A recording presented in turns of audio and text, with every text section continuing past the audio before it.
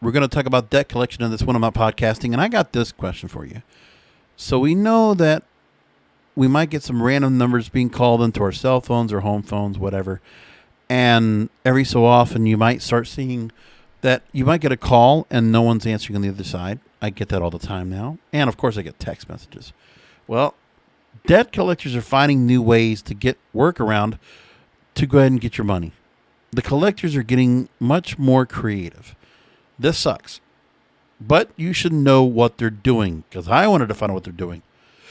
I mean, so far, I have collection agencies that have been hitting me up just with normal envelopes, but I'm not getting those much anymore because I had one bill of lab results that shouldn't have been charged to me, but then the doctors were so stupid, they let it get to collections, and I've talked to the doctors to change things up.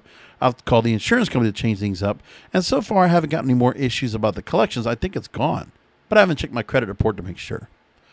So that's what's going on there.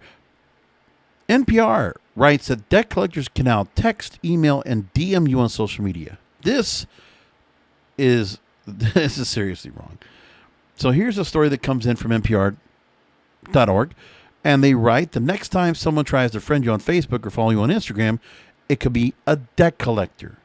So there are new rules approved by the Consumer Financial Protection Bureau, took effect, dictating how collection agencies can email and text people as well as message them on social media to seek repayment for unpaid debts. Kathleen L. Kraninger, the former CFPB director who oversaw the rule changes, said last year there were necessary update to the Fair Debt Collection Practices Act. God, I cannot speak.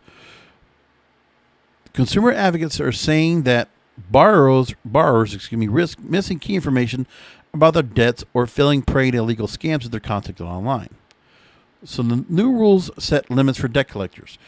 When they contact you on social media, they have to identify themselves as debt collectors, but can attempt to join your network by sending you a friend request. Collectors must give you the option to opt out of being contacted online, and any messages they send have to be private. Collectors can't post on your page, even if it can be seen by your contacts or the public. That's a lot of, privacy issue right there, right? I mean, they're getting you in as so much as like you might think of some hot chick and it's a collections agent. It's pretty funny. The agencies can also now email and text message debtors, but still must offer the opportunity to opt out. Industry officials praise the welcome move as a welcome change to the outdated methods currently used by collections. Consumers advocates are saying are going to have to pay the price because they should have been given the ability to opt into electronic messages rather than being forced to opt out of them. The suggestion is that consumers who don't check social media regularly or miss an email may fail to see critical information about a debt. Many people who don't have regular access to the internet either, she added. This is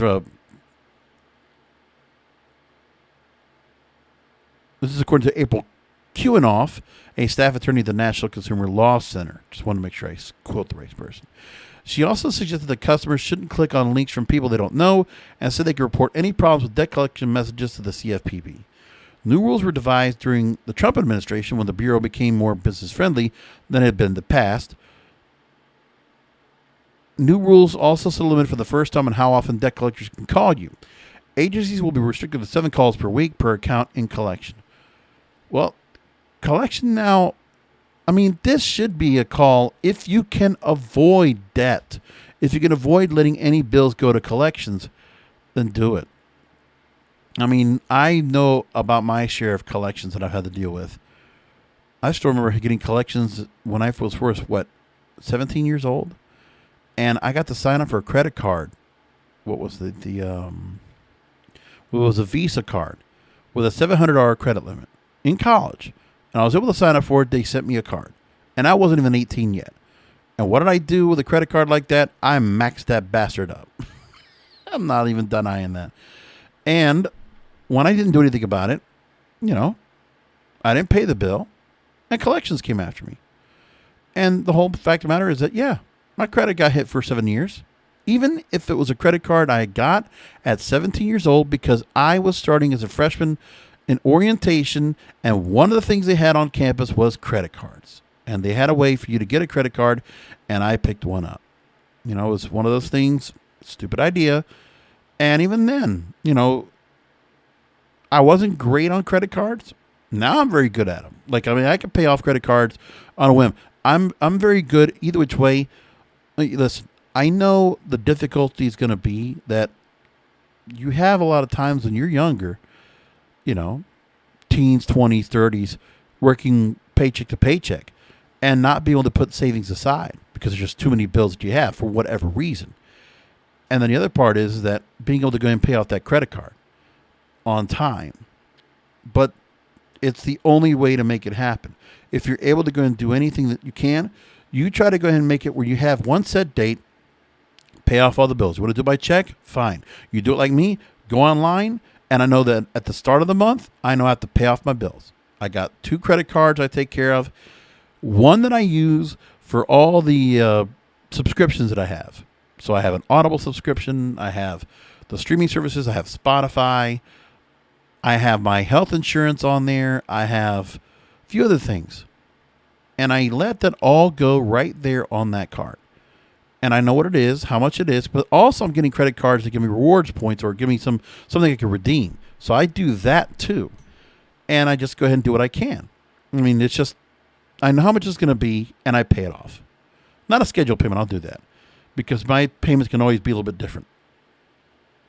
And sometimes I have one of my other credit cards that might have a little bit of a fraud detector. It's not like it's, it will be one of those things where I'll get some fraud alert by email or by text asking that I make these purchases because something I'll buy, there might be a random fraud detection. And they're just making sure that, they are able to go and check the transactions being done on the credit card if there's a little too many. And they'll check to make sure. And when that card doesn't work right then and there, after I call the credit card company or I reach it back out to them and I hit yes to a text message saying that whatever purchases I make are mine and I validate it, then I might have to use that other credit card just in case. But I pay off both, keep an eye on it, and same thing goes for other bills. Some of it's unavoidable. It sucks. But I know how it feels to be in collections and be in debt like that and have my credit hit. It's what you got to do. But there's a lot of people that are living paycheck to paycheck or barely able to get it through, and they can't help but put the credit card in to, pay for things that really don't have the cash for. Or, when there's just certain bills that pop up, you just can't do anything about. And also, let me tell you, be careful of anything that you buy on a monthly payment plan, layaway, whatever. Keep an eye on the interest. Because if it's not a consistent thing, if it's interest free, you want to keep that eye out. I'll tell you one thing that's pretty cool. And I just used this for Christmas time as I'm recording this. I'm recording this about 3 weeks from Christmas time, Christmas Day. And one of the things I did was I bought a bunch of shoes because I wanted to buy some tennis shoes, Feeless. It's my brand. I enjoy it. It's one of my splurges. And because of Black Friday, they had a big sale going on, and I bought 3 pairs. But what I did was I bought one pair that was on a certain sale, and then they had another sale come on with more discounts. So I said, I'm going to buy 2 more, hold on to them because I'm going to use them later anyway, and I don't have to worry about buying them because they only have the certain styles they have, and it doesn't matter if I buy now or later. I don't think I was going to get those kind of prices again. So I bought them, and then PayPal, which is one of my cards, they actually had a deal where you can actually get it paid in 4. So over a couple of weeks, they'll pay down the purchase interest free. And I know there's other things they do the same way where you could pay things down interest free. There are those options right there. Take a look at that if you can in terms of payments. I would just recommend that. And the other part is, when you get some collections, just try to avoid. And if they offer you the chance to go ahead and, negotiate down the price to nothing, and you can get it to something that's very pliable and amenable, do that to avoid the credit hit. If you are down the line and you're saying to yourself, okay, hey, listen, if you don't worry about your credit right now, it's not important because you're not buying a house, a car, cell phones, you don't need that much of a credit line to go and do anything, then sure, you don't do that.